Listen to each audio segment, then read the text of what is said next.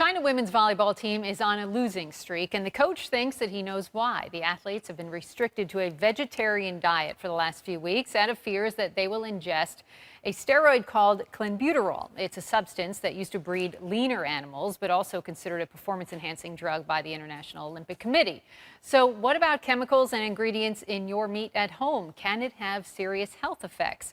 We invited Macdonald, author of the book Body Confidence, to join us in studio to talk about this. So, Mark, good morning to you. Thanks, Randy.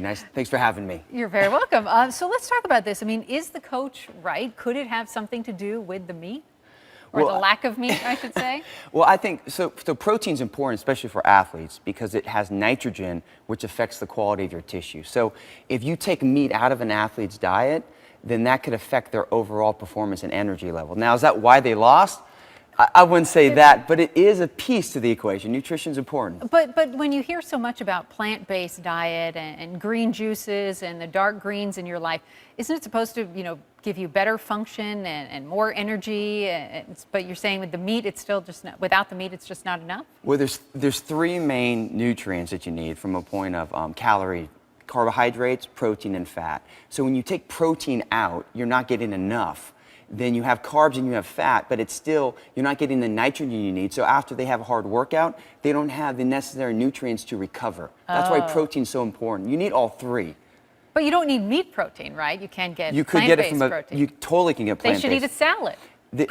They could do like a soy protein or a quinoa or some type of complete protein, but most likely they might have just cut all their protein out, and who knows if there was a balance. Right. So you have someone who's eating a particular way, and then you eliminate something. It's a shock to the system, especially an athlete. Right. So what about in the U.S.? I mean, is this clenbuterol, is this something that we should be concerned about? I don't think so, not in the U.S. I think, Alberto Contador just lost his 2010 Tour de France title because during the race, he had steak from Spain that he said was tainted with clenbuterol and made him positive on the drug test. Now, do we know that as a fact? We don't know. But in other countries, they do use clenbuterol to get the animals leaner and more muscular. In the U.S., I wouldn't think that. We've never had a U.S. athlete have to worry about taking in meat for clenbuterol. What should we look for then when buying meat? Is there anything we should be on the lookout for? I think the biggest thing is nitrates. That when you look at the preservatives in meat, makes your body, it affects your digestive system, it makes you hold fluid. I'd also look at hormones. I mean, hormones in meat isn't great for you, but in moderation. I mean, it's not, we have to also look at if you're gonna have organic or if you're gonna have hormone-free, you have to make sure that it works within your budget. That's what I was going to say, because it can be more expensive. We hear so much about eat organic, but a lot of folks just can't.